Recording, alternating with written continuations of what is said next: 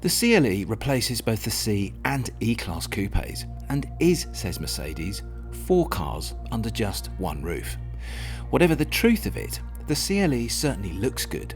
It also drives well, is decently packaged for a mid-size coupe, and as we'll see, is more than generously equipped, as it ought to be for the 60 grand price being commanded by this 300 4MATIC version. But the CLE also represents the end of an era for Mercedes, being one of the last all-new internal combustion engine cars the company will ever produce. Is it in any way a fitting tribute to that era? And is it as good to drive as it looks? Let's find out. So I've done quite a few miles in the CLE now, and I'm really quite liking what I find. It has a lovely combination of feeling really quite chilled and refined and grown up and just calm and relaxing on the move, to the flip side being it's actually quite sharp. No, not fully sharp, but it's really quite good fun to drive. It's really quite engaging to drive. Mercedes keep going on about the fact that they talked to their C-Class customers, and their C-Class customers said they wanted a bit more space. They love the car, but they want a bit more space. They talked to their E-Class customers, and they said they love the car, but they wanted a little bit more sportiness from their E-Class Coupe. A little bit more edge, a little bit more dynamic clarity, and that's what the marketing men say, and actually that is what the engineers have delivered in this case. It does feel like a really nice, the best of both worlds of those two cars, and yet it doesn't really feel like a homogenised, car that's too affected. It just feels like a really nice, clean, sharp, comfortable, refined, quite grown up, but quite good fun to drive, sporty coupe. 300 CLE's 2-litre petrol engine produces 255 bhp and 400 Nm. But thanks to the mild hybrid system, the torque output can rise by as much as 205 Nm in short bursts. Hence the pretty decent 0 to 62 mph claim of 6.9 seconds and a top speed of 155 mph.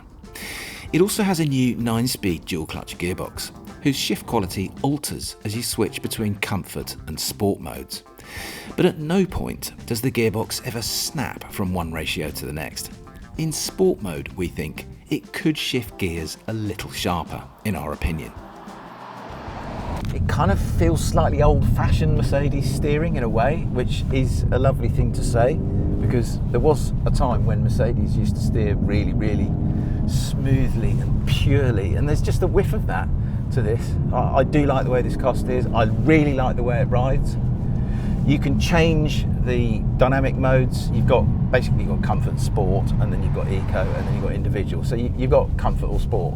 And there is quite a big difference between those two in terms of the throttle map, in terms of the steering feel, in terms of the ride, in terms of the noise that gets beamed back into the cabin, which is entirely fake. Mercedes admit that, well, no, it's not entirely fake. It is what's going on underneath the bonnet and coming out of the exhaust, amplified into the cabin and played through the speakers. But it sounds all right. It sounds quite cool, given that it's a 2-litre 4-cylinder engine. But it's just got a lovely fluidity in the way it serenely goes about its business down the road, and it doesn't feel heavy. I don't know quite how they've done it, because this car is not light if you put it on the scales and actually measure how much it weighs. But it has a lovely kind of deftness and lightness of touch on the move. And once again, that makes it feel slightly like a Mercedes from many, many years ago in some ways. And I mean that in an entirely good way. The CLE is an understatedly handsome alternative to a BMW 4 Series or an Audi S5, combining style and muscularity on the outside with a refreshing absence of addenda and more practicality than either of its closest rivals inside. Its interior is strong on design and is extremely well made. It's aimed undeniably at the older customer, Mercedes reckons the average CLE owner will be between 40 and 45, although at least one AMG model will join the CLE ranks in the next 18 months.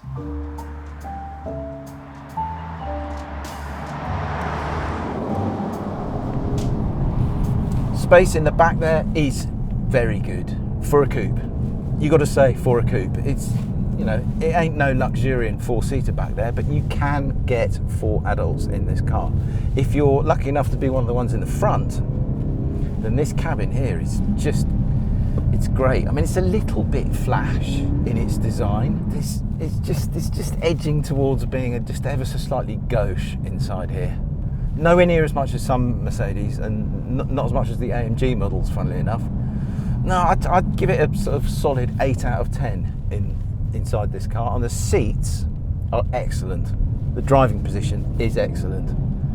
There's a lot about this car that I really like, and there's not much about it that I don't like.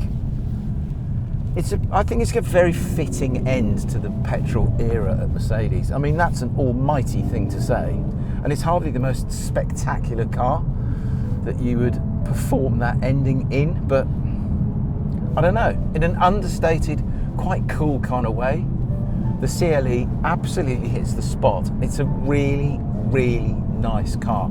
Somebody gave you the keys to this thing and said, there you go, have that for the rest of your days. You would be I would be very, very happy indeed. It's not a great car, but it's a really, really good one. And I think it looks tremendous as well. I think it looks really cool, good looking, but without going over the top. Nice car, Mercedes, really nice car. One of the better Mercedes I've driven for a very long time, actually. In the end, it's the fluid yet effortlessly sporting way in which the CLE drives that defines it. Yes, it has a high-tech, high-quality interior, and yes, it's well packaged and is generously equipped. But what you remember most, long after you've climbed out and walked away, is just how good it is to drive, how smoothly it purrs along the road. In many ways, it feels like a Mercedes from yesteryear in this respect, and we mean that entirely as a compliment.